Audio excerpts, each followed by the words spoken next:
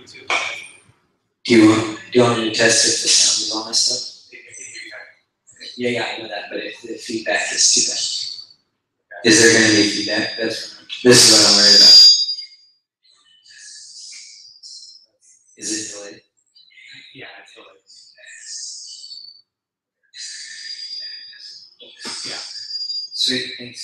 No problems there. Do you want me to lower it right now while you're doing your stuff? Okay. Cool.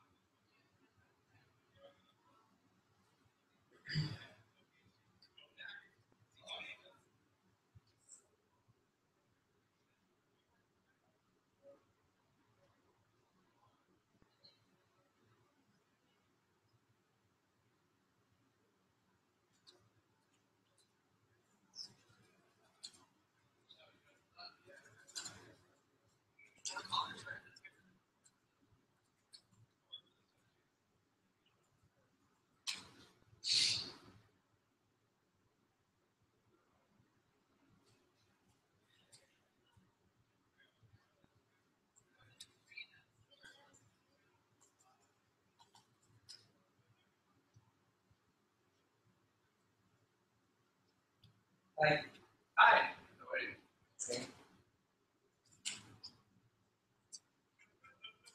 How are you doing?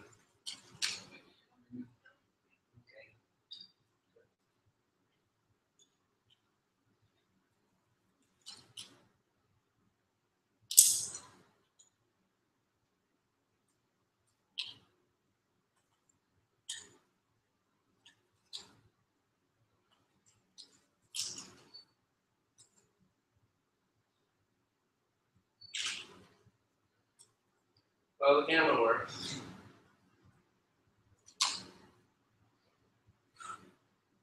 Warm again. Can I pop the door? This? Yeah. Let's just try it.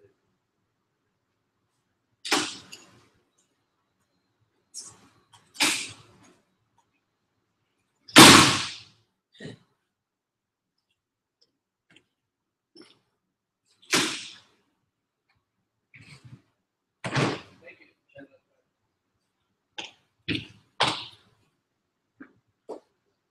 Your water. I have a cup. I'm going to go grab some. Everything else we get for you.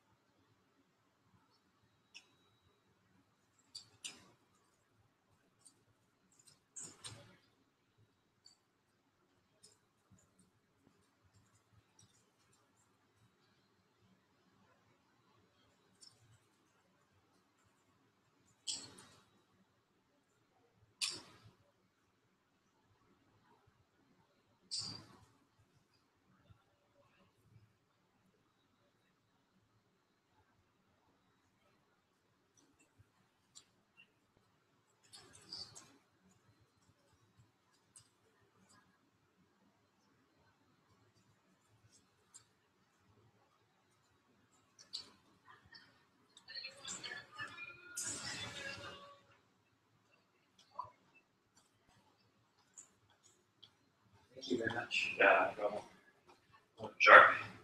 I have extra batteries too. That's really infrequently used, so the battery should be fine. But precautionary measure. I don't think I'll need it very much. Just seems like Brought the, I'll tell you later.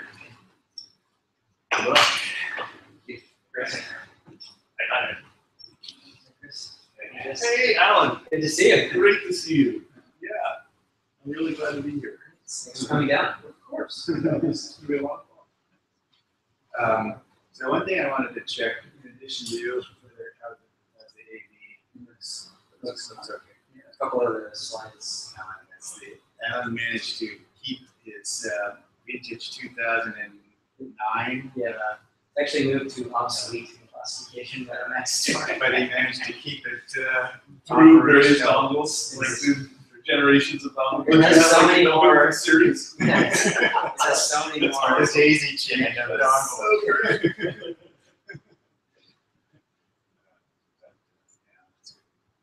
But a more updated USA. It's a USA soccer, yeah. logo? A lot of the friends see it. We all go to soccer games. Yeah, did a rough last few Rough, days. yeah. Well, I didn't even get to watch the game yesterday. So I don't know. This is poor planning on my part, I guess. Live stream. I admit it. I mean, yeah, you can criticize Cleveland for very good reason. But he had a direction. Yeah, he definitely has. Arena. I don't, it's hard to say though, Mexico was in the same situation, exact same situation we are now, 4 years ago, but very well. So Right. it's just a tournament if you're hot at the start of the tournament. Look, as close I have, puts on a few pounds. Well, Yeah. He's turning 19, so hopefully Right. it starts to work out a little bit. Take the dive. Now they get the. That was Clemson's criticism of the whole team. Well, but this is what everyone says about him in Germany, was that guy was a prima donna. Yeah. But, I appreciate the USS. Yeah. Yeah, no, I've been trying to mold Rookshawn into a little Magby, but I saw the playmaker from the center. I saw the ball. yeah, well, right now it's on his team. So he's his best friend. Just see. For which club? It's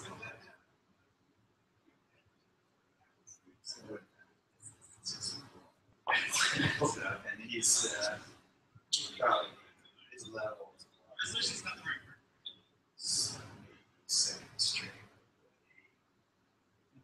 So we have this just at this tournament. You were watching. Well, so they had the 18. They were playing the 18 stuff all over Southern California. So even the La Jolla at the 18 got killed by this one. They just absolutely pro team, pro skills, and they're 8 years old. It's just, and their pinpoint passing and their spacing was just perfect. Impeccable. It was just. Jack South played this about a year ago. He was on these teams. He was a center back, big kid. And it is very impressive how far along. Well, it's completely changed. I mean, I grew up playing every season, around this season. Yes. It's amazing how it's changed in 10 years. Play indoor here, and you go see the little kids playing more good as some of these older guys that are playing. I can't believe it the way it is now. It's good. Same. It's good. Those Now I know. Well, that's part of what Clemson is in charge of, is systems. So we might not see his influence for another 6 or 7 years. the lobby business and what is the The whole system is so corrupt too. I mean, they're going to do whatever makes them. Anyway, sorry to break up the important discussion points, but the paperwork. Yeah, I have that. Oh, you have it. So, I guess Before you go, I also need, in addition to every other signature, co-author release forms. So, just required if you're doing yeah, so, your attention. You have it. Concept of publishing. That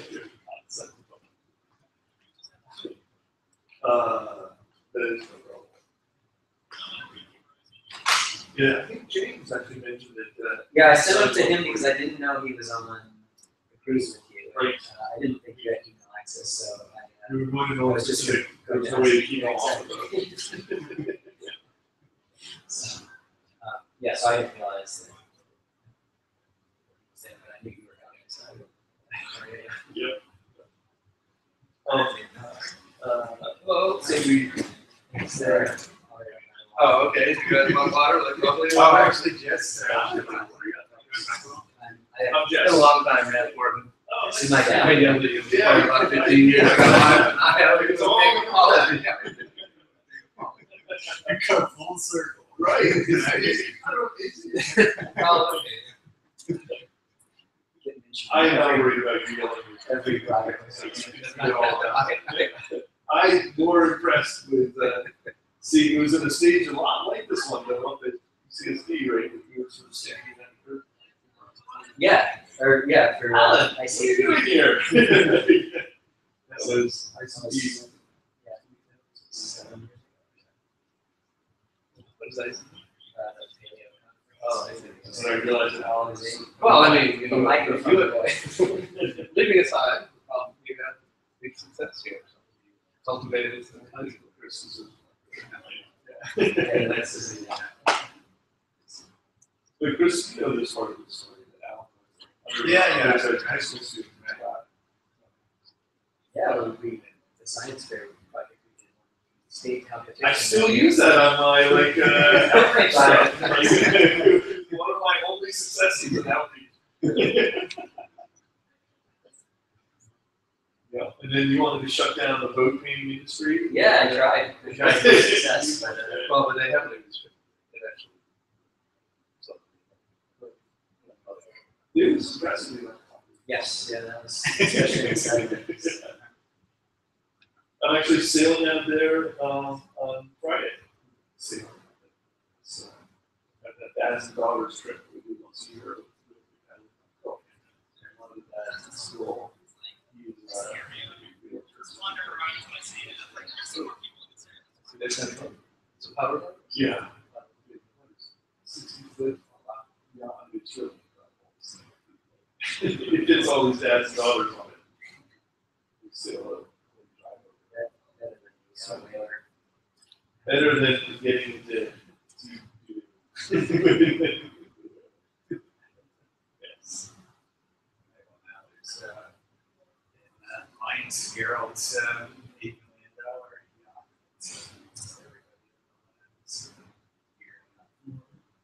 Is it the yacht?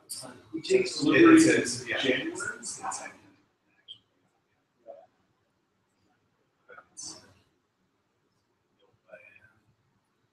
Famous was some famous designer, Siemens money and $8 million of Siemens money. Zero. Siemens. Only Gerald people like this.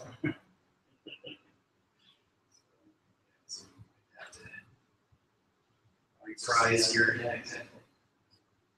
Silly adventures. Sailing, Yeah, it's really awesome. as long as the boat doesn't break down for it's the last kids Was it? I was for Oh, 1.5 saying, well, we fixed tomorrow.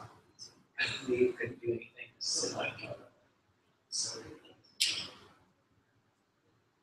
it'll hopefully will have, yeah. deeper pockets.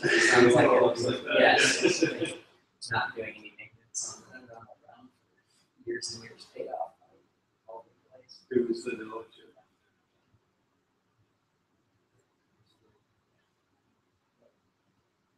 Well, let me leave. I have so many Yeah, documents. okay, so Actually, like bubble butter.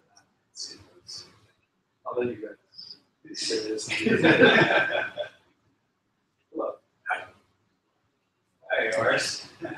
Yes, we'll be good. He's right here. Oh, Right sorry. I will be here. Right here. They said you shall be here, but you will be back. Yes. November 6th. Right, early November. Yeah, I'm very excited to come back. So, yeah, Yeah, it'd be fun to, She was amazing. So, you're speaking as well as the first. I know, that is cool. Yeah. That is really cool. It is a nice connection. Yeah.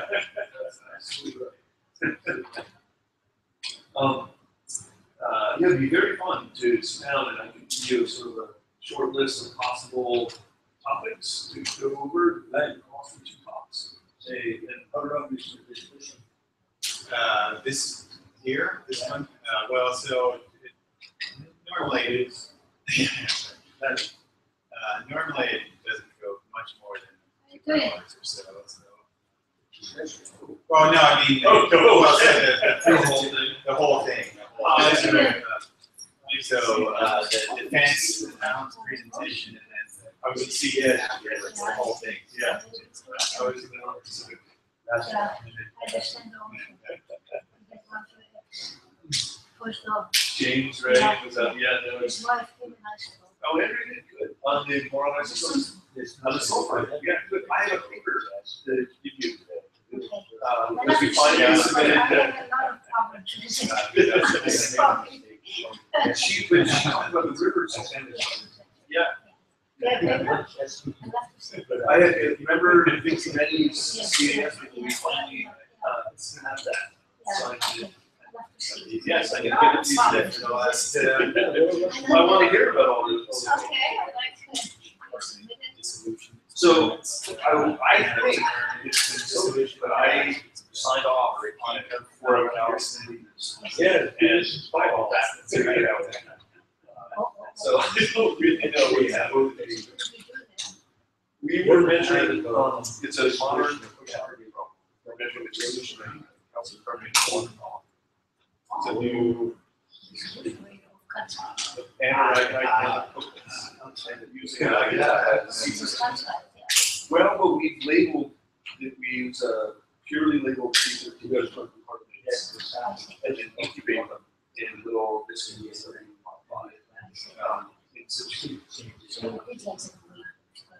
So this goes all the way back to Hanjo and Rez, right?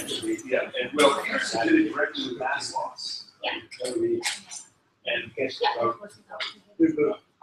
right, that's right. That's those are the rates I have on there, you know, definitely send it. yes. So, because we use purely liquid secret, we are very sensitive, so Not be able to manage a that. 20 per mil challenge. I would not be able to get into this. Oh, I would.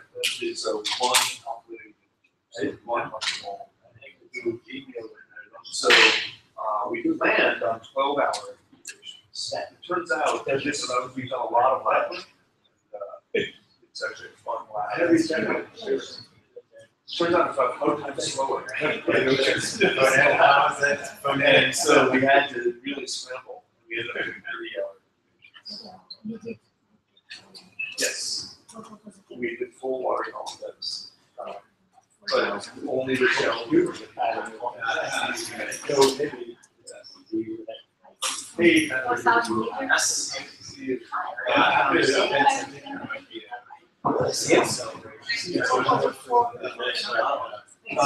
out there it sounds at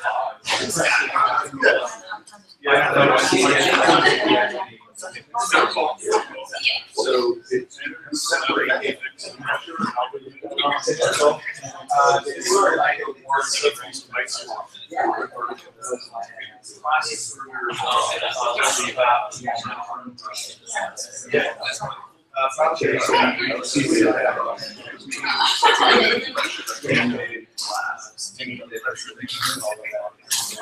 Oh, okay. That's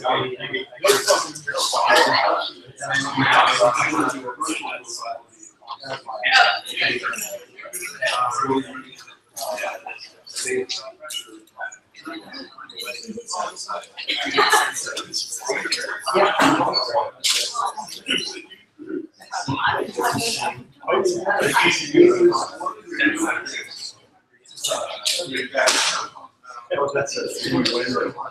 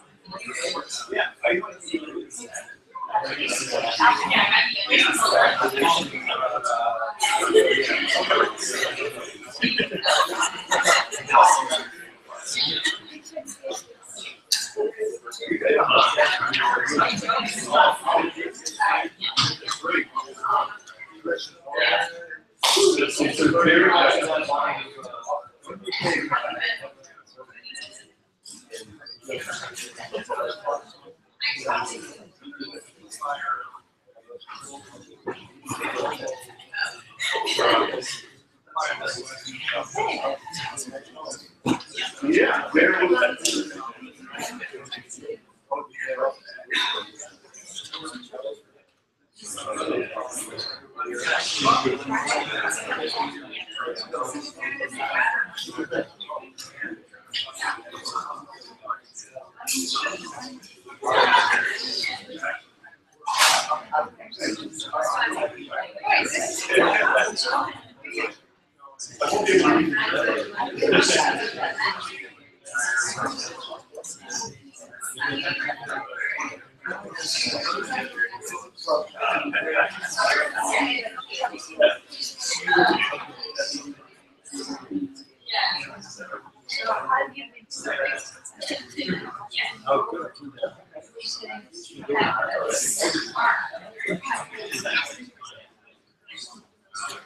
Some of us pretty.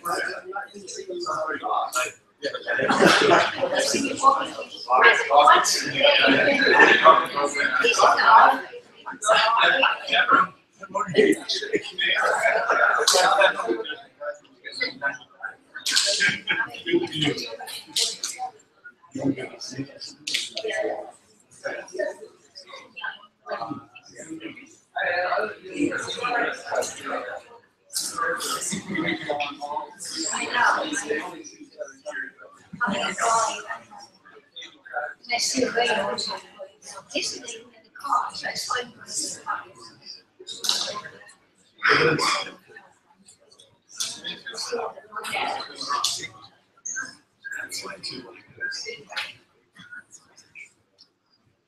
Okay, I let you know. What's your big account? Germany? I did. I went to Germany twice. My shitty phone no longer goes on silent, so you can take a picture of it for me. Yeah.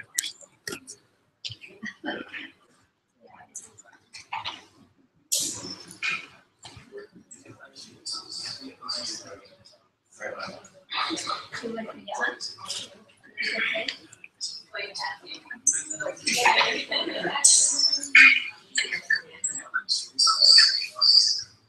Okay, well, we might as well get started. So welcome everybody to the dissertation defense of Alane. Before I turn the stage over to Alan, let me just say a few words about the ground rules of the process here, and then a few words of introduction. Himself.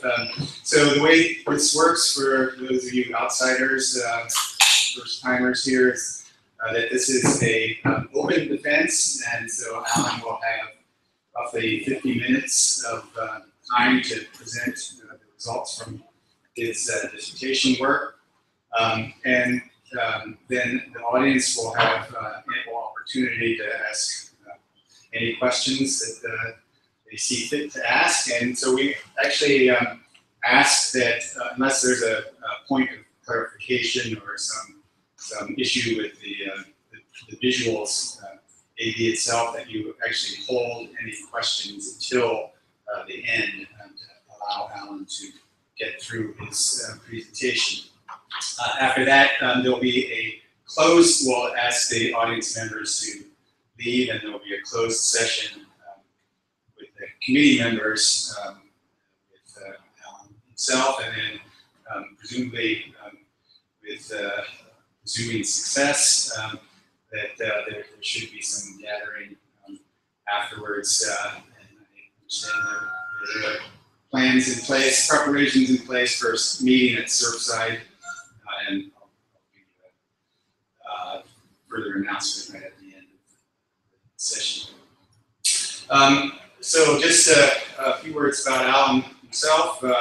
He comes to us from MIT, getting his BS in earth sciences and chemistry. And so MIT, as you know, is mostly a football factory, but occasionally it does actually turn out a few smart people as well, in addition to purely NFL talent. Give you an example. After his time here, he's actually moving on to much greener pastures in MPI, Mount Planck Institute, for postdoc in Mainz, Germany. As for his time here, we will hear from here directly about his exploits. But I think as for myself, I'll just say that people say that pets often resemble their owners physically, and just bear with me here. This could go anywhere. But also that PhD theses topics tend to mirror the personality of the students themselves, and I think that's actually certainly the case. So upon meeting Alan, once you get past the fact that he has blonde hair,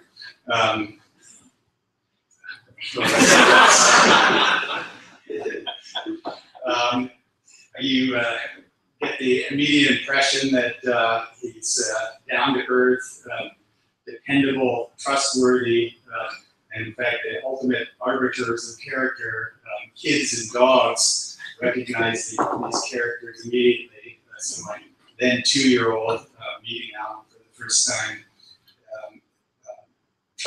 entrusted him with his really priceless sticker book of Ninjago.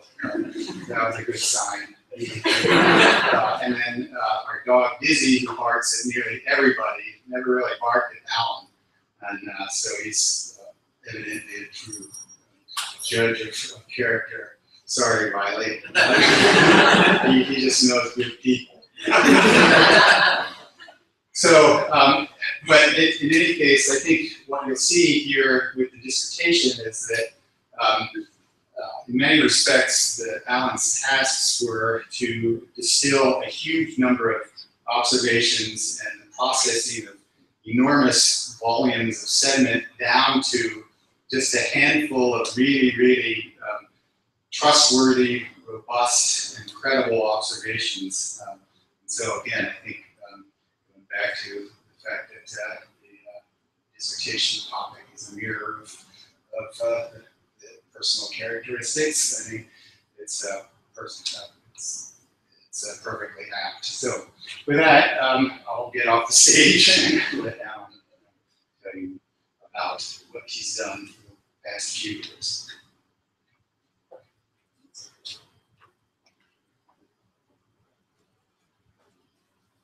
Can everybody hear me okay? Louder? Good. Thanks, Chris, for that introduction, and thank you all for coming, both those that are here in San Diego and those that have traveled and those that are watching on YouTube Live. So I'm going to talk today about how glacial conditions evolved in the southern Atlantic Ocean and give perspectives from both depth transects and time series. So most of you are probably familiar with the concept of an ice age, and that there's strong evidence that the Earth has transitioned in and out of ice ages over the last 800,000 years. So here in black is atmospheric carbon dioxide, and you see right away that there are natural cycles in atmospheric carbon dioxide that correspond with changes in what we think are changes in air temperature in Antarctica, and proxies for ice volume and deep ocean temperature. And a significant amount of effort in the paleo community is focused on understanding the role of the deep ocean in governing this variability, in particular the correlation between this atmospheric CO2 and temperature and ice volume. And, the kind of overriding question that has long concerned the community is what is driving these glacial and interglacial cycles. For instance, is it some sort of change in productivity? Is it some sort of change in stratification in the deep ocean? And this is more than just an interesting observation, because we need to understand how natural variability works if we want to model future changes in climate. The reason we look at the deep ocean is that the deep ocean, the size of the deep ocean carbon reservoir is roughly an order of magnitude more than all the other reservoirs combined. So the atmosphere, surface ocean, and terrestrial carbon reservoirs are all relatively small compared to the deep ocean, which suggests that as the locus of carbon, the overturning of the deep ocean is driving changes in CO2. Now, given that we have some correlation between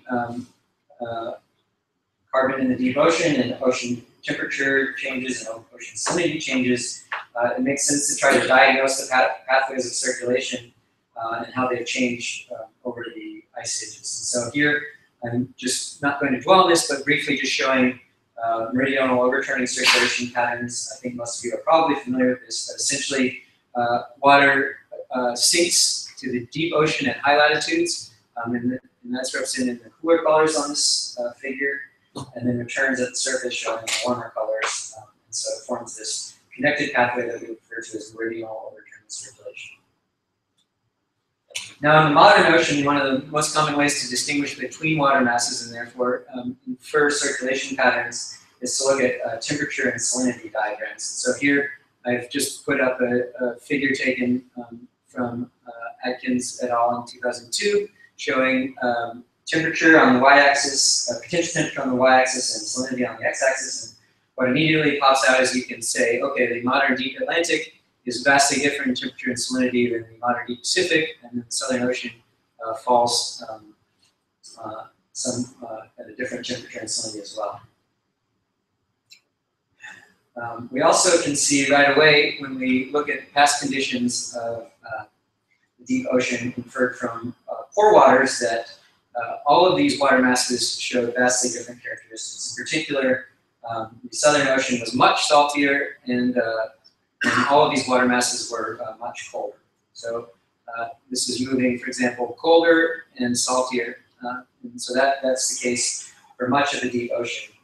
So that leads us to the question that I want to talk about today, which is how did the ocean arrive at this state? So there are many mechanisms that have been proposed for how this could happen. And I'm just putting up one here, which I'm going to return to later in the talk, but just one here to point out that this is the type of problem that that we can model and approach. And so in this concept of how these conditions may have evolved, cooling of the northern component water, so water from the north, reduces the melting of land-based ice, and so you see that in the changing color here, reduces the amount of melt. This has a knock-on effect of expanding sea ice, which drives production of saltier water in the deep ocean. Eventually, the density contrast between the northern and southern source water switches, and the southern source water fills in under the northern source water. So here and throughout the rest of the talk, I'll be referring to northern source water as northern component water and southern source water as southern component water. Now, this is a very neat concept and has been tested by models and shown to work, but there are not unambiguous observations regarding how temperature and salinity evolved in the deep ocean. And so this is a key question to address, and how we slid into a glacial state in the deep ocean is how did ocean temperature and salinity change? Because it allows us to resolve, observation will allow us to resolve whether mechanisms that are proposed are consistent with our observation. And so as an outline for today, I'm going to present 4 chapters. These 4 chapters can be broken up as follows. The first chapter focuses on the methods behind the observations that I will be presenting today. In the interest of time, I'm kind of going to give this chapter short shrift relative to the other 3 chapters because, let's face it, no one really wants to hear a ton about methods. Second, I'm going to talk about the evolution of temperature and salinity in the deep ocean, and I'm referring to those as conservative proxies because they're not altered by processes beyond advection and mixing. And so looking at how conservative proxies evolved and the vertical structure of those proxies at various time points throughout the evolution of glacial condition. Next, I'm going to talk about I'm going to make a comparison between profiles of conservative tracers with profiles that are altered by factors beyond circulation. And the idea behind this is that the factors beyond circulation should create differences in the profiles between the profiles governed by circulation and those governed by these other factors, and should allow us to should provide us with clues regarding, for example, the state of redox conditions in the deep ocean, the state of regionalization.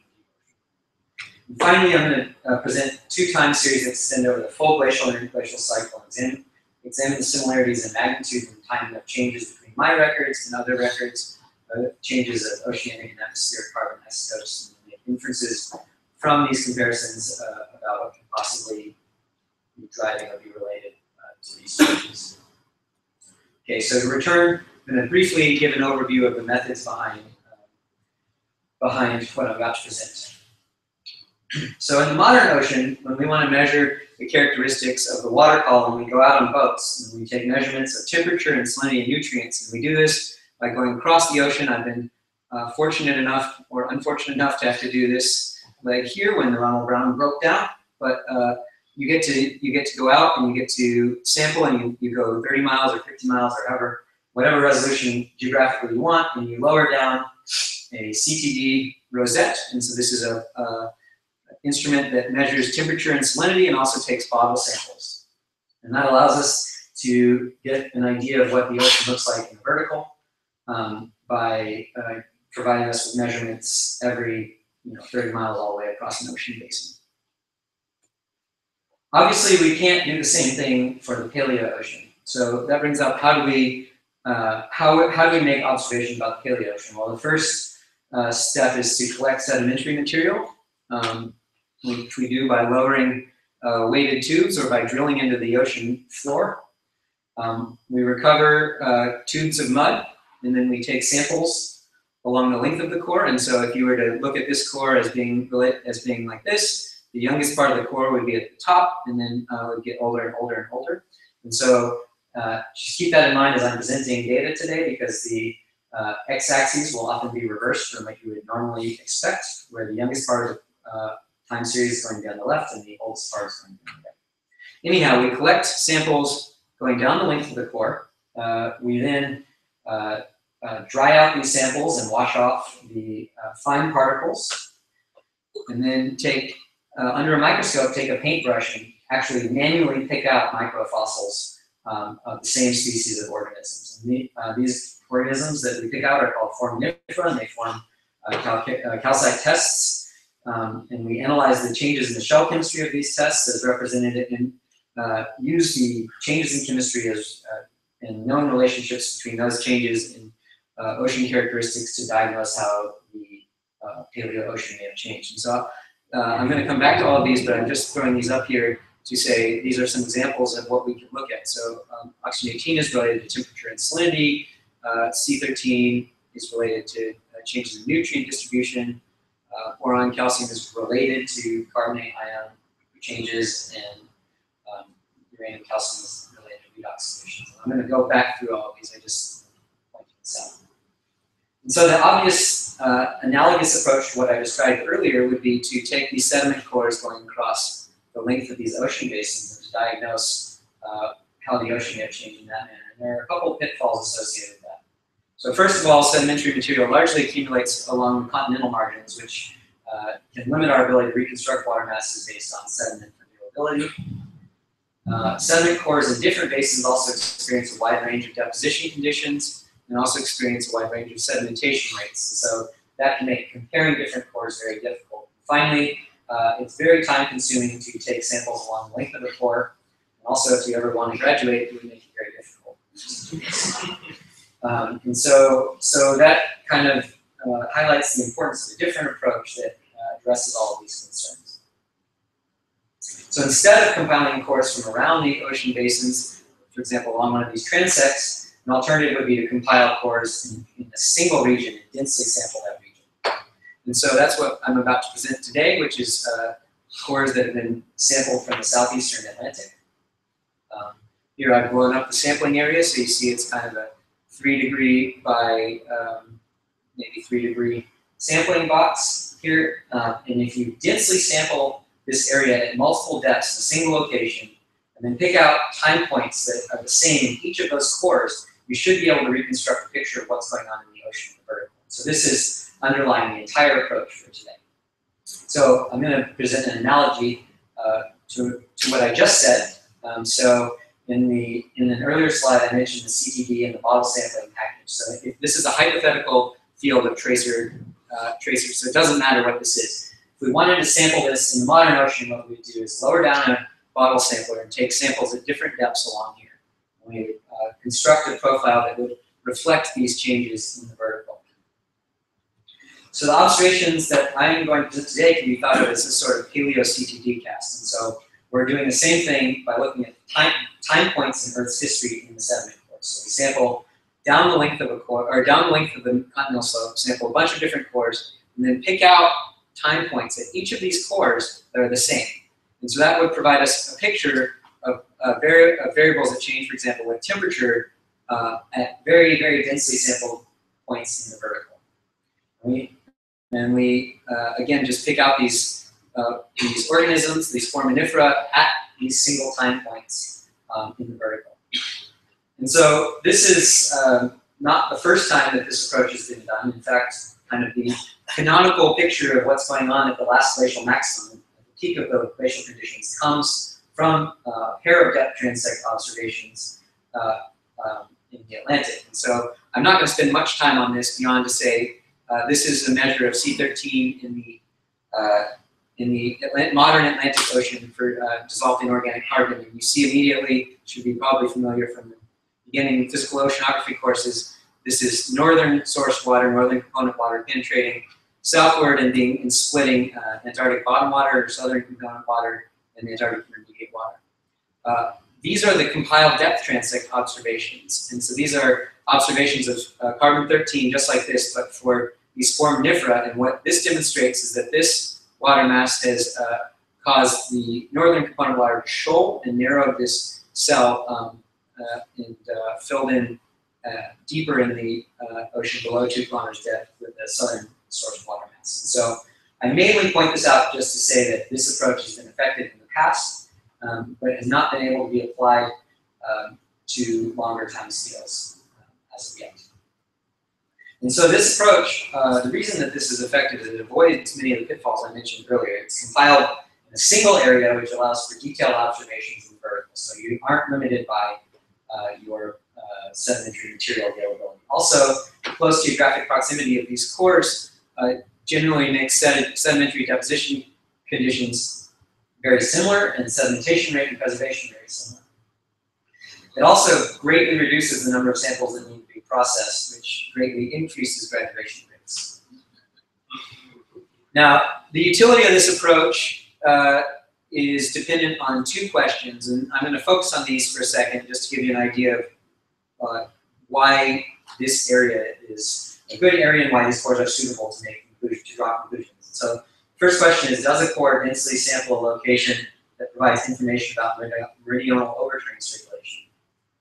For this question, I would say the answer is yes. We're in the southeastern Atlantic, and this is an east-west picture of silicate distribution. And what we see immediately is that you can see the influence of southern sourced water, and then above it, northern sourced water, and in particular Labrador seawater. So we're sampling water masses that are principally involved in meridional overturning circulation.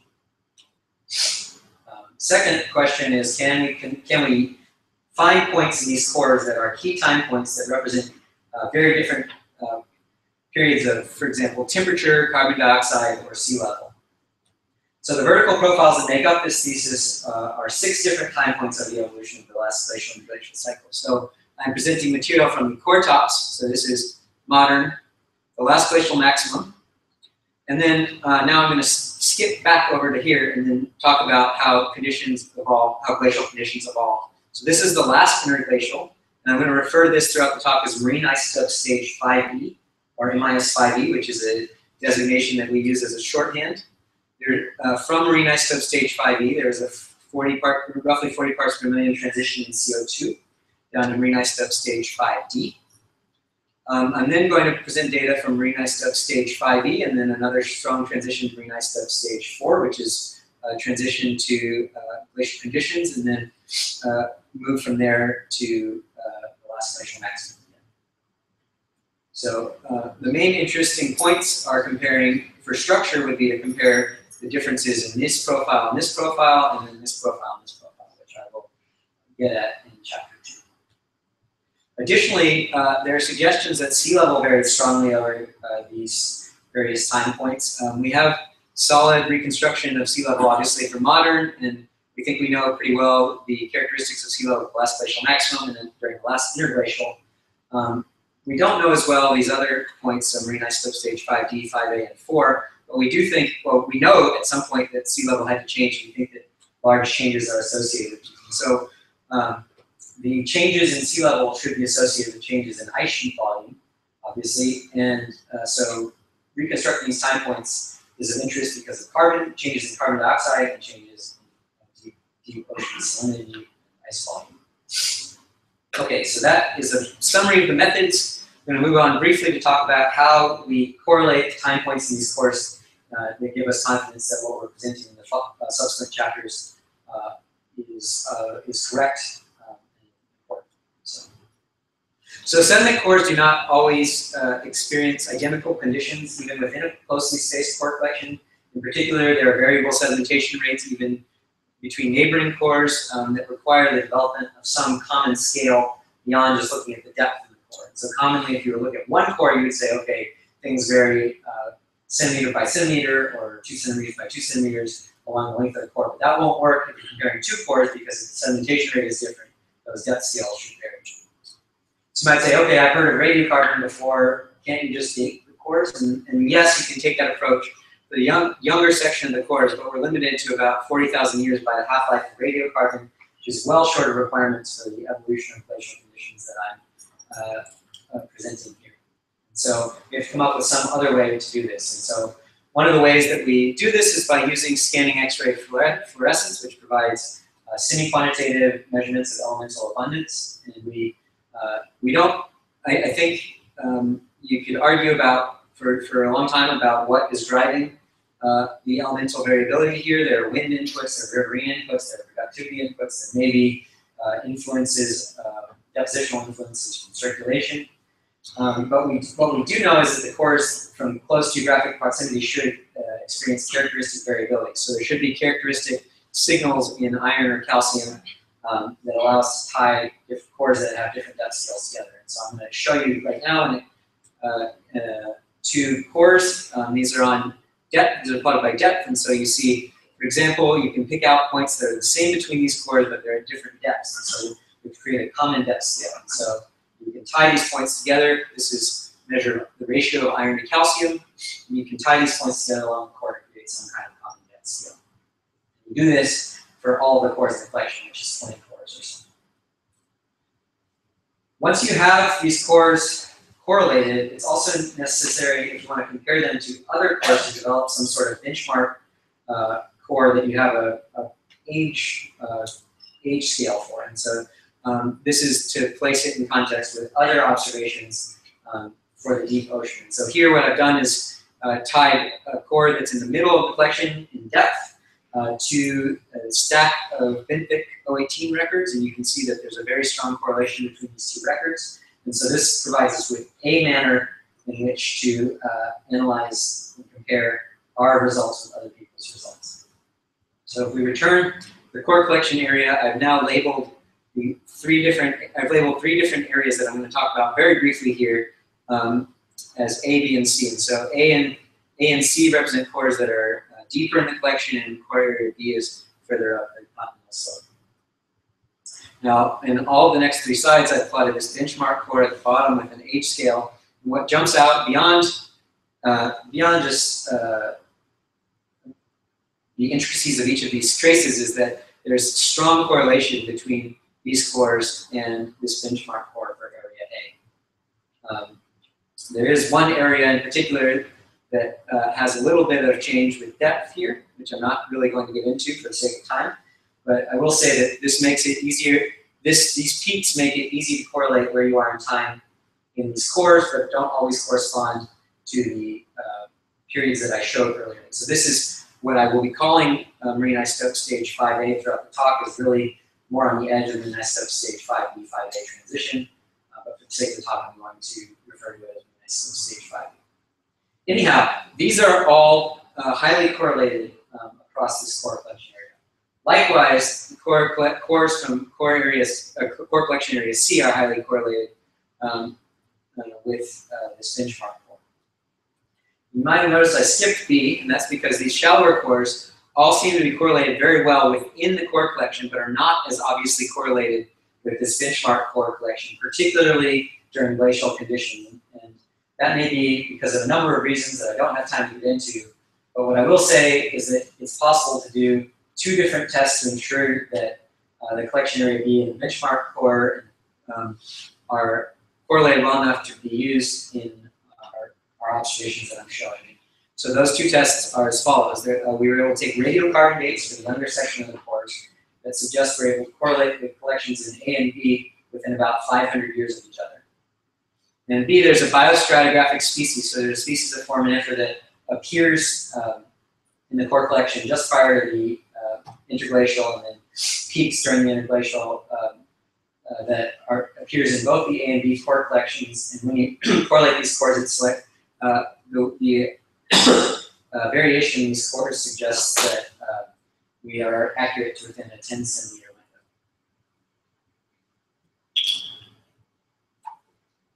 Okay, so that was kind of breezing over a couple of the finer points in this chapter, but again, I'd like to get in the meat of the chapter. Essentially, what I'd like you to take away from this is that iron-calcium traces are highly correlated across the core collection, although there's a divide between the shallow and deeper cores. Independent tests suggest that the shallow and deep cores can be accurately correlated despite the differences in iron-calcium behavior. And I think if you were to think about future directions to go in this area, I think one of the most obvious tasks would be to clarify whether this shallow-deep divide is a result of circulation or as a result of some change in riverine, wind, or productivity inputs. And one of the ways you can do that is by looking at the fine fraction, dating the fine fraction of sediments in the cores, which should provide some information about whether this divide is a result of southern source water penetrating northwards. Okay, so that was a brief and hopefully somewhat concise introduction to the what depth transects are. And now I'm going to talk about how these conservative proxies that I mentioned earlier that are related to temperature and salinity have evolved in the vertical over the last glacial and glacial cycle. So the temperature and salinity characteristics of the ocean were much different at the last glacial maximum than they were today. And I've showed this figure already, but I just want to point out it's likely the result of altered circulation patterns, as we saw from depth transect results.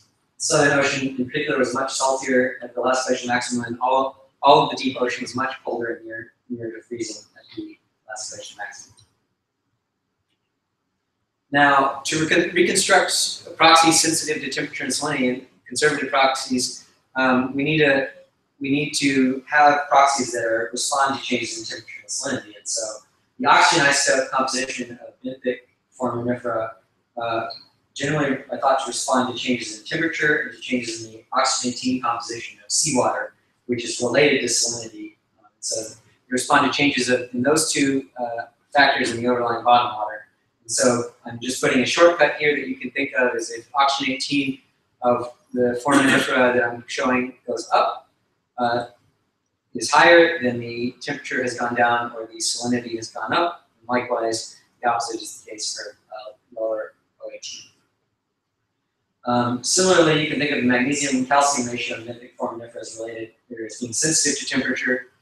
In particular, if magnesium-calcium goes up, temperature goes up, and if it goes down, temperature is thought to have gone down.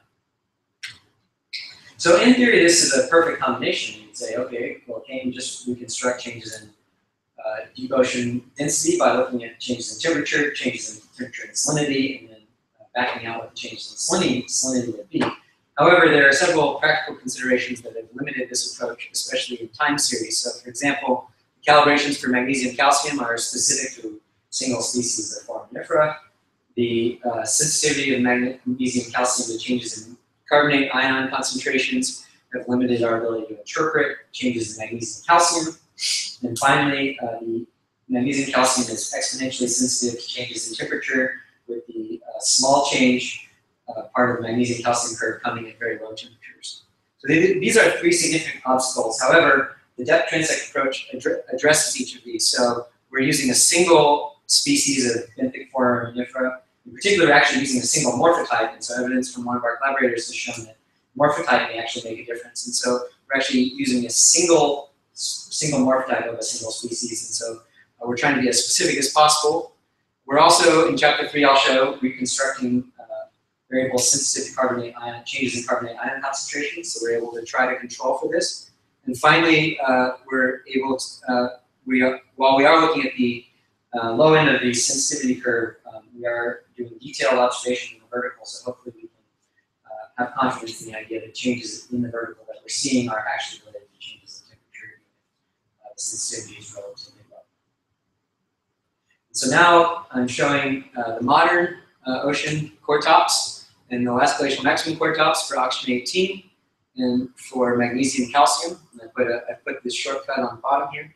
And what you see immediately jump out is that below, maybe 2,000 or 2,200 meters, there's a much colder and saltier water mass, and then overlying that is a warmer water mass that also less salty. And so this is exactly in line with what we would expect from the other observations. There are not many observations like this in the world, and so this already is confirming an observation that has been seen for the Brazil margin, immediately across the Atlantic on the western boundary. And now, just as a brief reminder, I'm now going to show how these profiles evolve, moving from the last glacial marine isotope stage 5E, 5D, 5A to 4, and then looking at the last glacial maximum. So just keep this picture in mind as I show these. The colors are going to stay the same.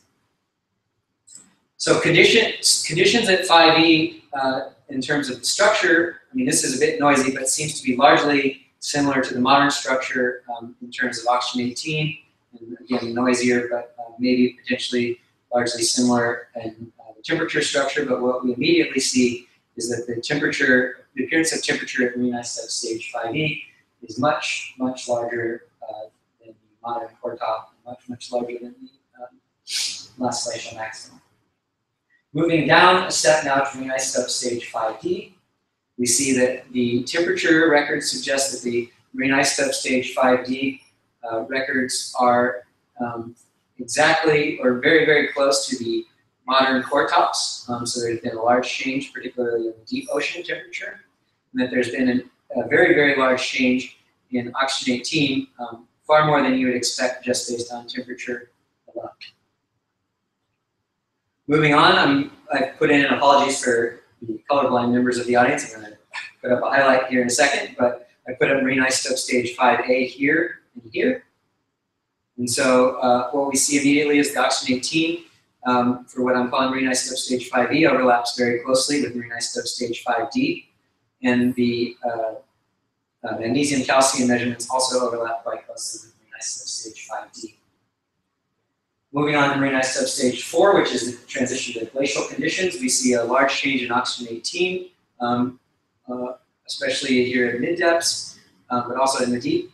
And then it's hard to see, and I'm going to highlight this in a second, but we see very similar changes, or we see that additional changes in the deep ocean in temperature that are very close to that we've shown for the last glacial maximum. And so this gives us an idea or a picture of kind of how temperature conditions may have evolved. It gives us hints about deep ocean temperature and salinity. And, what I mean by that is if we take, for example, marine isotope stage 5E to 5D transition, we see a large transition in oxygen 18 between these, and a large transition in magnesium calcium. However, what we also see is that the magnesium calcium measurements overlap exactly with our core top measurements. And that alone, if we take the relationship between oxygen 18 and sea level, would suggest a change of about 60 meters in sea level between this interglacial and this first set down, which is much, much, much larger than has previously been suggested. It's not out of the realm of possibility. This was a time of strongly changing insulation, particularly in the northern hemisphere, summer.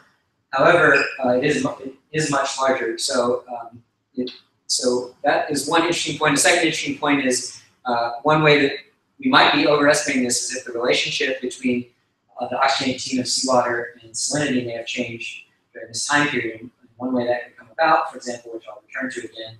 The second is if changes in melting in Antarctica, if melting in Antarctica with land-based ice was altered. So, so we get hints about what the possible mechanisms could be, but at the very least, we can see a strong change in temperature that we know almost certainly overlaps with modern temperature profiles. And so that's a very important observation. If we look now at the structure and the vertical of these profiles, I'll be showing two sets of observations here. So I'll be showing the marine isotope stage 5E to 5D observations, which are a large change in CO2 and an unknown change in sea level. And here I've subtracted out the average values, so these are the residual values for the vertical structure of oxygen 18 and magnesium calcium. And what we see in these immediately is that the marine isotope stage 5D has a large gradient across between 2,000 and 3,000 meters in magnesium calcium and also in oxygen 18. It is not present in the marine isotope stage 5D data. And so, and likewise, if we look at the transition between marine isotope stage 5A and 4, I think you could argue that the front between 2,000 and 3,000 meters may have been strengthened, particularly in magnesium calcium. You can also see a strong front develop here in oxygen 18. I think you can make an argument that this noise in the 5A profile is preventing you a little bit from seeing the same increase that you see in stage 4. And so all of this is to say that we see large changes in, potentially large changes in the density structure and vertical of the deep ocean. And that brings up the question of how did these changes come about? Well, if I were to return to the example that I pointed out previously, if you cool down northern component water somehow, potentially by changes in, for example, northern hemisphere insulation in the summertime, you reduce the melt water here, so which could affect the oxygen 18 and salinity, oxygen 18 and seawater salinity relationship. You would also reduce melting, which would switch the density contrast between northern component water and southern component water, which would lead to this new form of circulation that we see at the last glacial maximum. In addition, what you'd expect here is because this is moving this boundary away from this rough topography, you might expect actually less mixing along this boundary, which would in turn sharpen the gradient you'd expect to see in properties along this boundary, which is, you could argue, what we're seeing. So what I presented is at least consistent with this mechanism. What I'd like to do in the future is look at how, make transient observations across these transitions. So look at the marine ice stage 5D, 5E, 5D, and 5A, 4 transitions in time series for several of these cores to get an idea of what's going on in the vertical in some sort of, not continuous, but semi-continuous manner. But anyhow, the observations we have suggest a substantial cooling occurred between marine isotope stage 5E and 5D, particularly in the deep ocean, accompanied by changes in the vertical structure. The transition between 5A and 4 also showed a sharper gradient at mid-depths and suggests that the deep ocean had reached near freezing by marine isotope stage 4. And so each of these, this is consistent with, won't have time to show it, but consistent with time series data of stable isotopes from the Glacial Plateau, which is not that far away from the area we're presenting, and showed that solid component water shoaled at 3,000 meters. And then this observation, in particular the sharpened gradient at mid-depths, is consistent with both stable isotope and soluble silt data that was in. So this is a much more detailed picture of the vertical that we're presenting, but it's also consistent in the context of other observations that have been made. So having addressed how these conservative proxies may have changed over the vertical over the last glacial cycle, I'm now going to talk about what the implications are for the difference in behavior between these conservative tracers and non-conservative tracers that are altered by other factors. And so I'm going to briefly show you a very, very rough cartoon here. So in the absence of non-conservative effects, you would expect tracer profiles to reflect the balance between advection, which is here represented as psi, and then diffusion or mixing, which is kappa. And so if you were to take observations in the vertical, you'd expect them to have some sort of gradient across this boundary. But if you were to add in some sort of non-conservative effect, so say remineralization, which carbon is respired at depth as it sinks out of the surface layer. So I put that in here as J in red. If you add in some sort of term here and keep in mind that this is moving along this direction, what you'd expect to see is an alteration in these vertical profiles as you go deeper in the water column. So the difference between this profile here and this profile here is instructive that there are non-conservative effects happening. So if we know, if we have an idea, we think we have an idea of what governs these non-conservative proxies, and we can look at differences in the profiles to get an idea of what could possibly be driving these changes.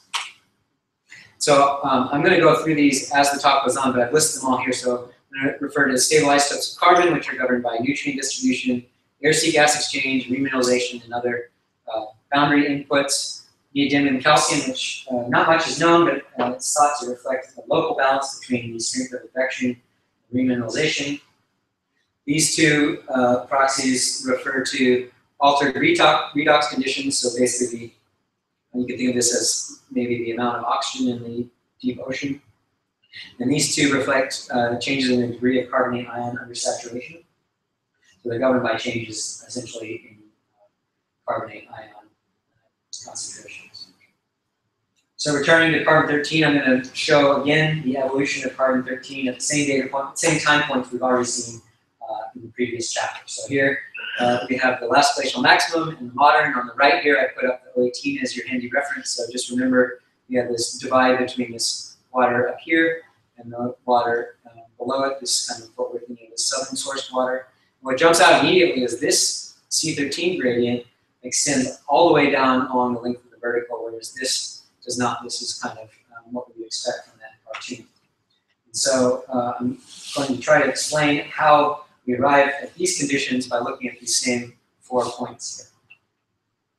So this is just highlighting what I just said, namely that this is kind of a continuous change in the vertical here, whereas these show this kind of two-cell characteristics. So if we look at the last interglacial marine isotope stage 5E, we see that the distribution of C13 is essentially non-changing in the vertical. So very similar to modern, in kind of in the same way that marine isotope stage 5E oxygen isotopes are similar in structure to modern. Immediately though, we see that this gradient is built up by marine isotope stage 5D, not as strong as it is at the last glacial maximum, but still continuously decreasing from shallower to deeper sections. At marine isotope stage 5A, we see a very similar profile to marine isotope stage 5D, and then an even stronger buildup in carbon-13 at marine isotope stage 4. And so this idea of carbon storage in the deep ocean and the difference in behavior between carbon-13 and oxygen-18 is an expression of what has been referred to commonly as nutrient deepening, whereby carbon is moved into the deep ocean via remineralization, deeper remineralization. Nutrients are stored, and that should have several consequences for the proxies that I'm about to discuss. So neodymium calcium, this is not a commonly sampled proxy, but what we know about dissolved neodymium concentrations suggests that neodymium is scavenged out of the water column by sinking particles, and that Foreman calcite concentrations of medium calcium reflect the overlying bottom water. And so what I'm about to present is kind of one of the first studies of neodymium calcium in the vertical that I'm aware of within big organisms. So what we immediately see is the same characteristic in neodymium calcium that we saw in C13 in the opposite direction. So essentially neodymium is being accumulated. And so this is kind of, you can think of this as an increase in the strength of remineralization relative to advection. Comparing that to marine isotope stage 5E, we see that, again, very similar to the core top, as you'd expect from C13. Marine isotope stage 5D is very similar to that of the oxygen. Marine isotope stage 5A actually falls off of marine isotope stage 5D a bit, but is still stronger, potentially stronger than marine isotope stage 5E. And finally, marine isotope stage 4 reflects this increased gradient that we saw in the C13. And so the strong correlation in these records kind of, you can think at least suggests the C13 gradient is likely not being set remotely. And the reason I say this is that if the concentrations were being set remotely, so say, for example, dust-driven inputs to the sub-Antarctic were fertilizing, were causing iron fertilization to occur and causing mineralization to occur, that would require some sort of coincident change in dissolved neodymium or a basin-wide change in iron fertilization in order for this neodymium concentration to change alongside C13. So this is kind of suggesting that our hypothesis that this is reflecting some sort of local balance between remineralization and advection is likely the case. The nutrient deepening idea also should be accompanied by changes in redox conditions because remineralization should alter the local bottom water oxygen conditions. I'm only going to show the uranium calcium data here in the interest of time, but what we see here is that the uranium calcium concentrations are significantly elevated at the last glacial maximum. So essentially low oxygen conditions, because uranium occurs in this form in the presence of low oxygen conditions. So again, flipping through our flipbook, we see marine isotope stage 5E very close to modern. Marine isotope stage 5D is noisier, so I think you could kind of, it would be hard to make an argument exactly what's going on here, but it does seem to be potentially decrease in oxygen concentrations. Marine isotope stage 5A also fairly noisy, and then marine isotope stage 5D shows a significant decrease in bottom water oxygen. And this is consistent with observations of the glacial Atlantic, Pacific, and Southern oceans, and also consistent with marine isotope stage 4 with some ridges of benthic populations that have been made by other studies that tend to form characteristic assemblages of populations at low oxygen conditions. So finally, I'm going to talk about boron calcium and strontium calcium, which reflect changes in the degree of carbonate ion under saturation. And the reason I'm interested in this is that movement of carbon into the deep ocean should have impacts on carbonate ion concentration. So for just in the concept of this nutrient deepening, as you shift carbon to the deep ocean, you'd expect a decrease in carbonate ion concentration, which would then prompt an increase in alkalinity via the dissolution of calcium carbonate, eventually returning calcium ion concentrations to their original levels. And in doing so, that should decouple carbonate ion and C13 measurements. So if we're measuring kind of a steady state where things aren't changing, we would expect to see the C13 and the carbonate ion proxies to be decoupled. In fact, that is what we see. So at the last glacial maximum, we see that the boron calcium measurements largely overlap the modern, unlike at the last glacial maximum. And then here at marine ice substage 5e, we do see a slight increase in the deeper part of the cores in carbonate ion related proxies, but overall, you could say not much changes occurred. And then as you flip through again, you see very noisy data because boron is incredibly volatile and hard to measure. You can make an argument, I think, that you're seeing the same gradient occur in each of these profiles. An interesting paper that that got published recently and that hasn't gotten much attention suggests that strontium calcium measurements show similar behavior as boron calcium measurements, but with much. Here I show that they behave in a similar manner, and that's important because strontium calcium is easy, at least in my experience, has been easier to measure and shows much less scattering. So I can show you the same characteristics again. So marine ice stage 5e, similar in the upper portion, and maybe shows a slight elevation in the bottom section, last in the glacial. But then along the length of the core, you see very little difference as the C13 gradient evolves. So in summary, we're seeing the boron calcium and strontium calcium remain constant and largely decoupled, which in some sense we might even hope to have observed because what we're trying to do with these profiles is sample points of steady state, quasi-steady state in deep ocean. And so if we were sampling transition points, this kind of vertical profile approach would be very difficult to have done manually. So just in very, very quick summary, we saw remineralization at depth in C13. Presumably this is also being shown in medium calcium and suggesting that this is probably either requires iron fertilization to be a basin-wide phenomenon or local remineralization to have a larger impact. We saw lowered oxygen conditions in the uranium calcium and manganese calcium. I would say generally supports this as well, which I didn't show. And the boron calcium and strontium calcium show decoupling between carbonate ion-related proxies and stable carbon isotopes. So I think just very, very briefly here, the transient behavior of these proxies across depth would be very interesting to examine, in particular looking at time series of strontium calcium, which is easier to measure, and then also creating time series of methane and calcium at these depths.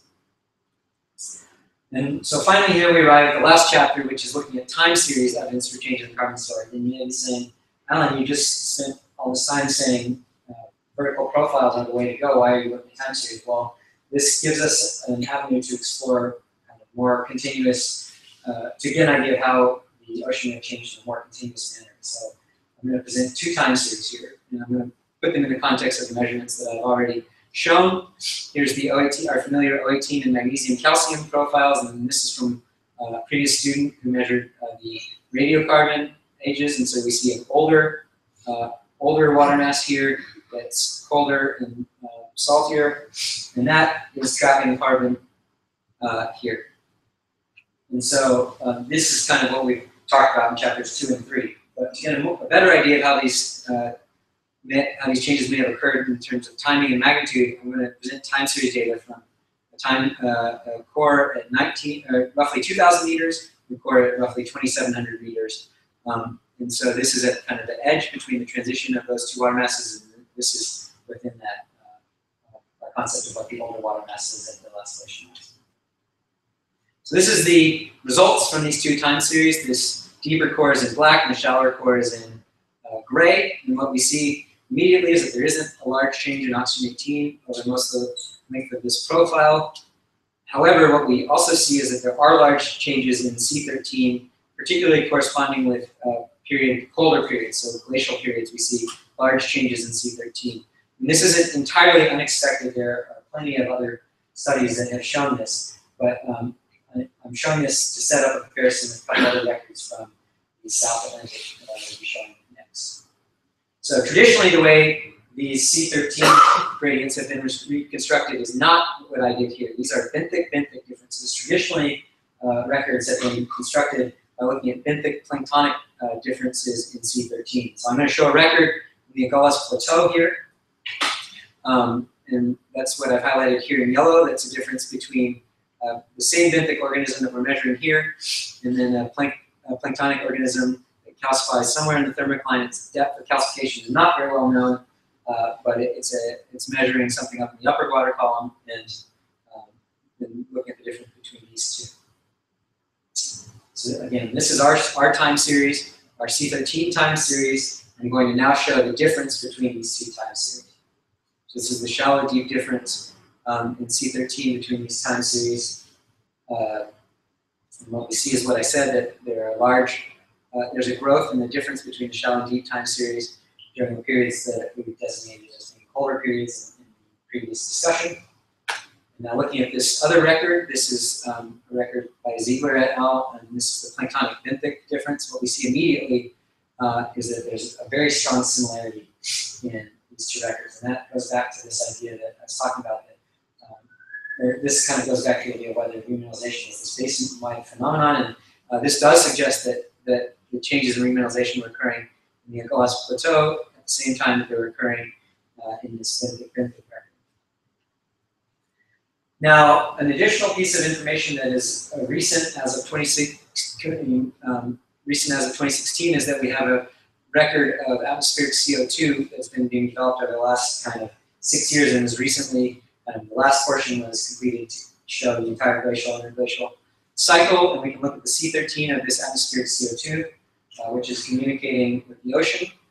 And the reason that this is interesting is if we examine the difference here of the surface ocean and the atmospheric CO2 of C13, we'd say, okay, terrestrial carbon, if we were to input terrestrial carbon into the system, you'd expect that the atmosphere and the surface ocean to change in the same manner. So these are suggesting similar sign changes. Similarly, changes in the strength of the biological pump would derive similar sign changes in the behavior, and then you'd expect these to behave differently in the if air-sea gas exchange was altering these signals. And so this part is important for what I'm about to show. So here is the planktonic record of C13 from the Ziegler et al. Record, and here is the atmospheric record of C13 of CO2.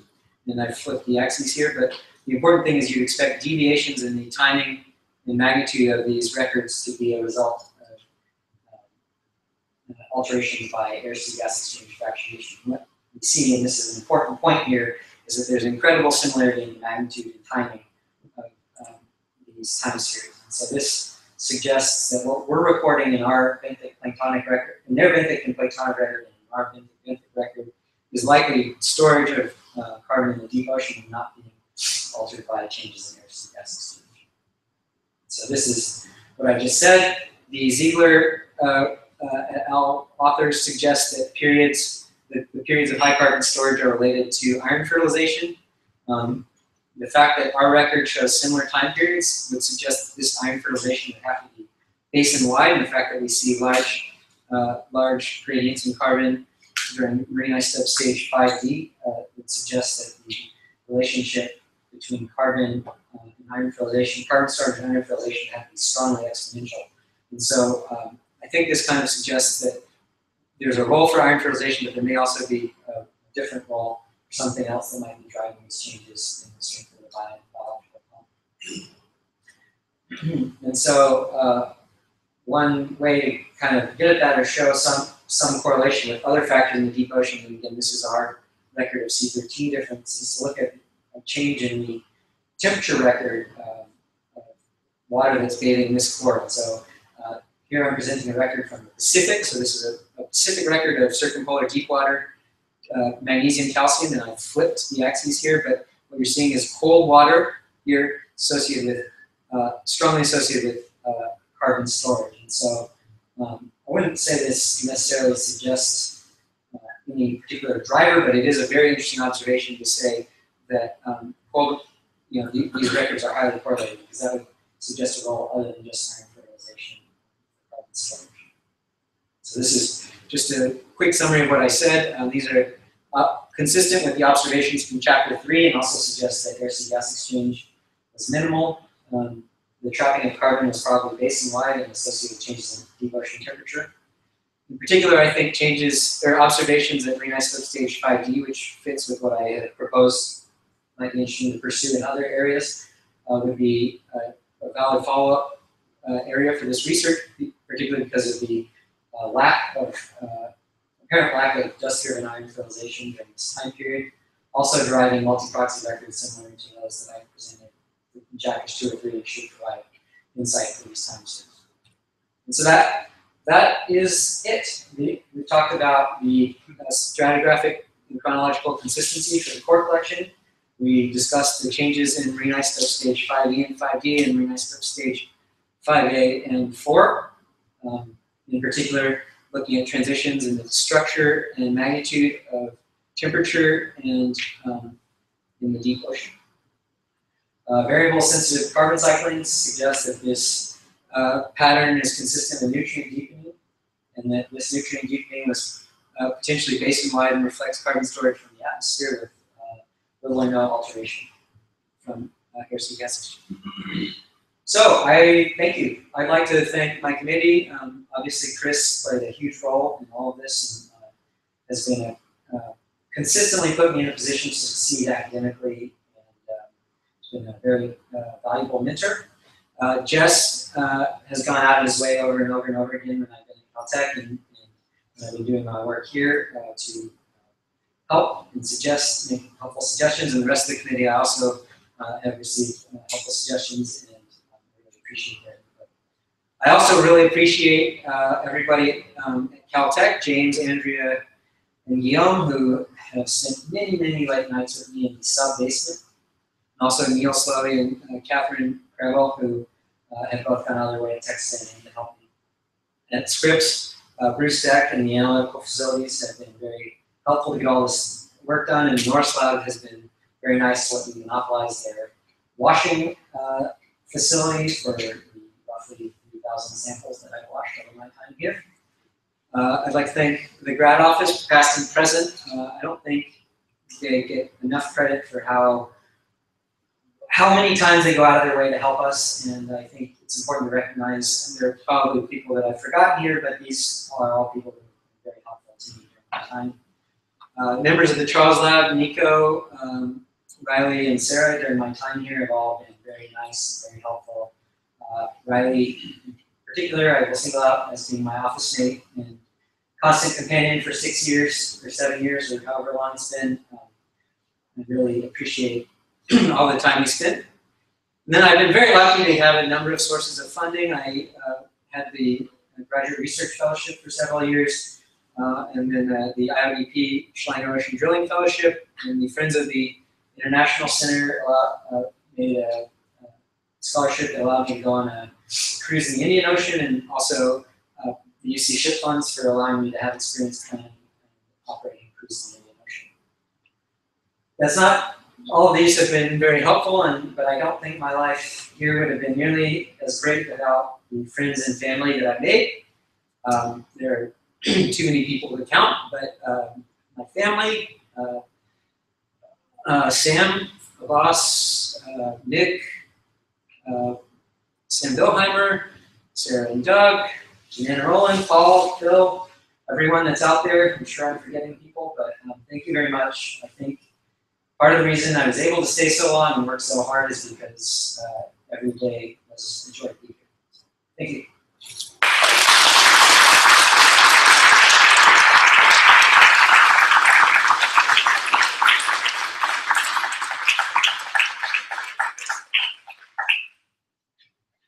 Okay, well, I think we've come to the open question portion of this defense, and so I realized that Alan knows. Apparently, I took 10 minutes introducing him because he has 2 minutes to go here. Anybody? We do have time. We're on a summer schedule here, and no demand for the room following. So those of you who would like to ask questions, feel free. And I'll I guess let Alan field his own questions here. Hey, Alan. Yeah, it seems like a lot of really great work. My first question is, did you make 2 points about iron fertilization? And if you did, what was the first one? Because I missed it. So I think a lot of what the point I'm trying to make is not really a conclusion as much as just an inference, which is that say iron fertilization was occurring in the sub-Antarctic, there's not, and that would be driving the C13 gradient we see. There's not any kind of a priori reason that neodymium calcium should vary with C13 in that manner, except if neodymium calcium was, the dissolved concentrations were changing coincidentally, or if the iron fertilization was basin-wide between the sub-Antarctic and the local neodymium calcium local particle flux. And then the second point was that the C13 difference in the time series between my record and the record of Ziegler et al. Suggests that these changes in C13 are basin-wide. So I think that was being driven by iron fertilization. That would also suggest it was a basin-wide change, particularly at moon isotope stage 5D. That would be slightly unlikely. Okay, and they looked like the C13 gradient looked like the deep Pacific temperature as well, right? And so I think you can.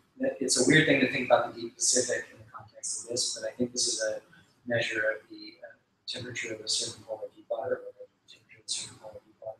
So the cores are likely being made in certain polar deep water as well, or it's changing alongside that. So I think that kind of in my mind makes sense if you're thinking about carbon storage.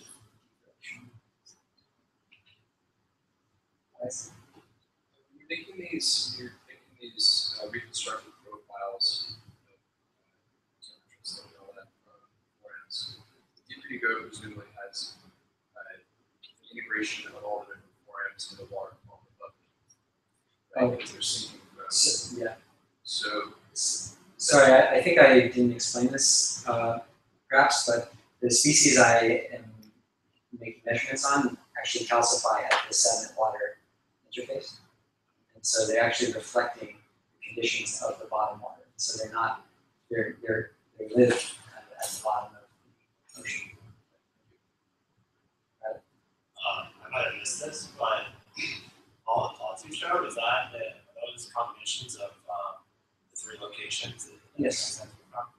Do you have enough resolution to look at spatial variations across a time period, specifically thinking like chapter 3, just to look at the carbon infection, along that?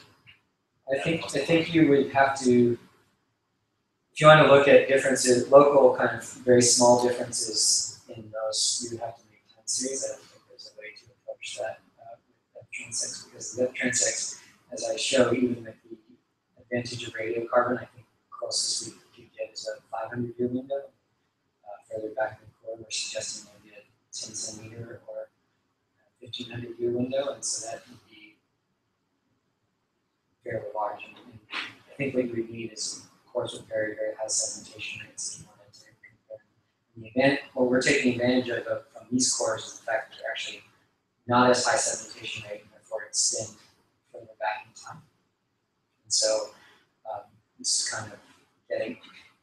I think the original plan for these cores was to sample a very high sedimentation location in Angola and do some sort of time series comparison. However, as we all know, getting emissions into foreign waters is very difficult. And so instead, this is kind of subsequent core collection. And so when you're thinking about how to approach the science of these core collection, you have to think about what the sedimentation rate is and what conclusions you can draw. So that is what led to this approach instead of kind of I think you could make transient observations along the transitions I was suggesting, 5D and 5D and 5A and 4 with these cores by sampling at much finer resolution.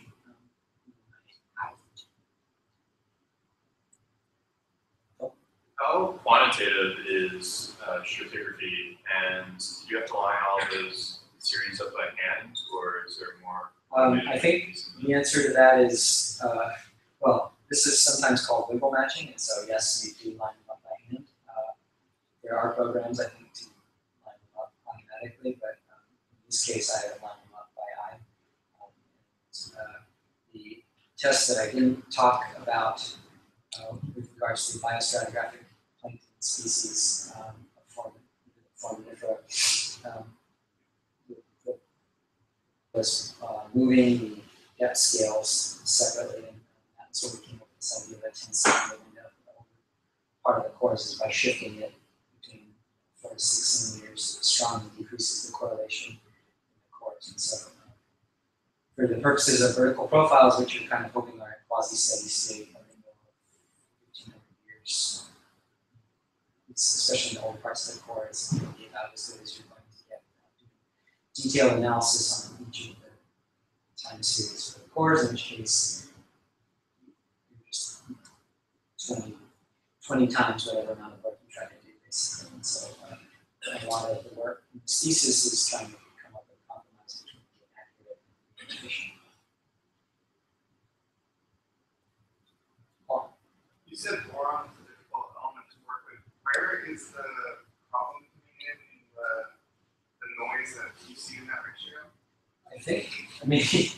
I think the answer is from a lot of places. I think essentially we try to work in as clean conditions as possible, but if I use an example from Justice Lab, they initially built a very clean boron lab, and then it turned out that the air filters blowing in clean air were full of boron.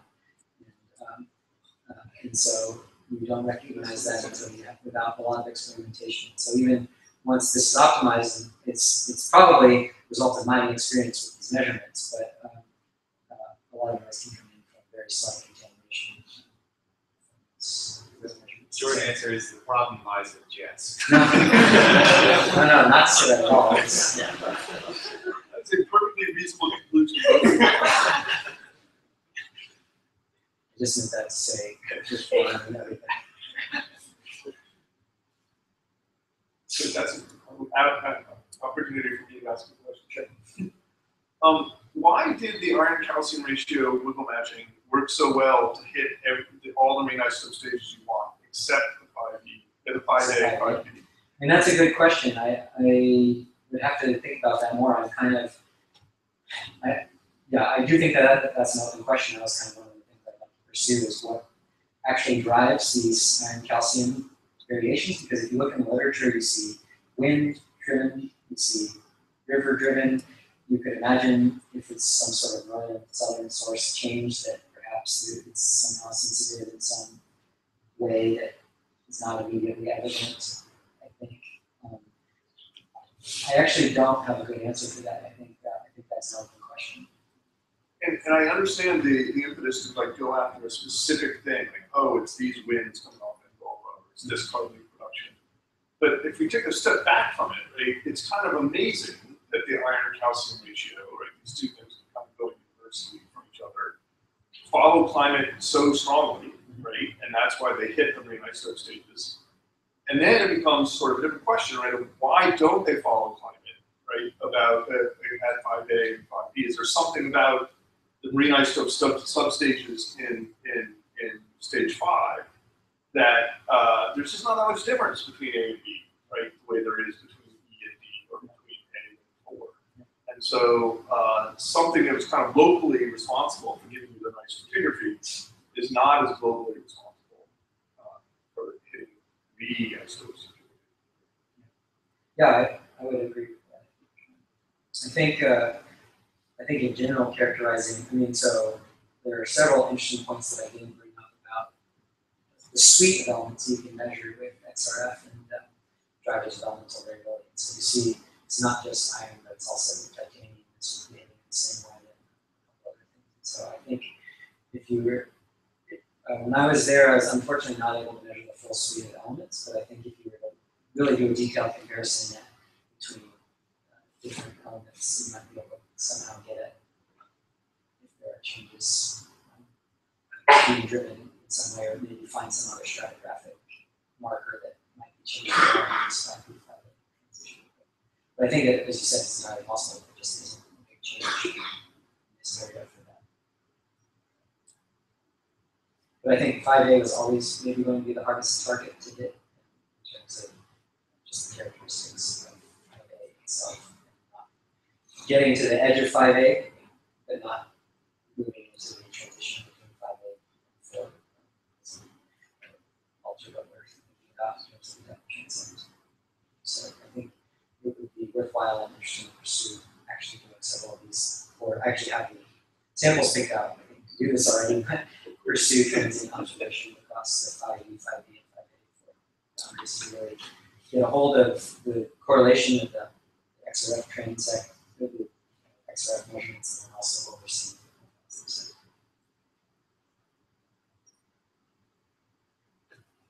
So I'm not trying to make this all about Jess Atkins, but I do have a question that relates to Jess's work.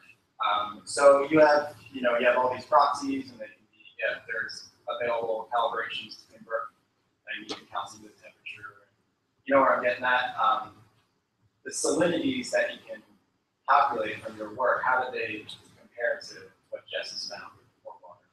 Well, so what I would, so I get into this in excruciating detail, I think, in the actual document, but the difficulty there lies in this calibration of magnesium, calcium to temperature.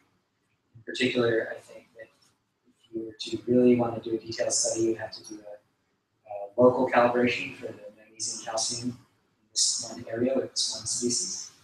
And even then, you're operating on the very low sensitivity part of the temperature magnesium curve. And so I went about trying to convert these to absolute temperatures and absolute changes, potentially absolute changes in sea level in a number of ways without much success. And so I think the takeaway from that is kind of what I was trying to convey with that slide regarding challenges of magnesium and calcium, is that what we can diagnose is these changes in structure.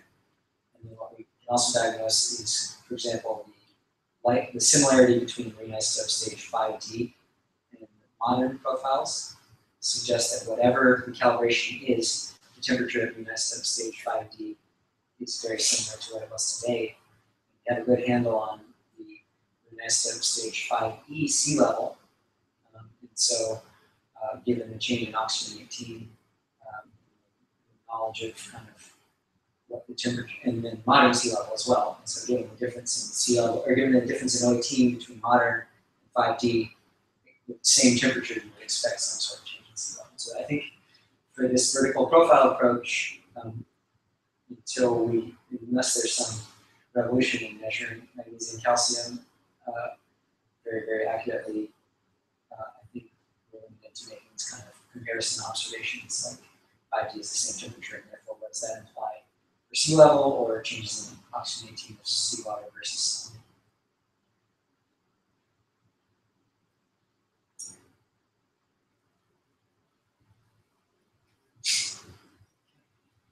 Thank you. Okay, well, I think we're.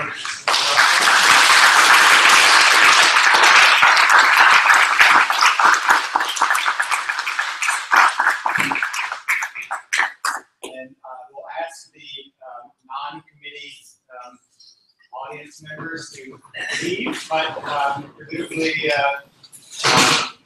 Alan will survive the committee member attack, and there'll be gathering what about God's side.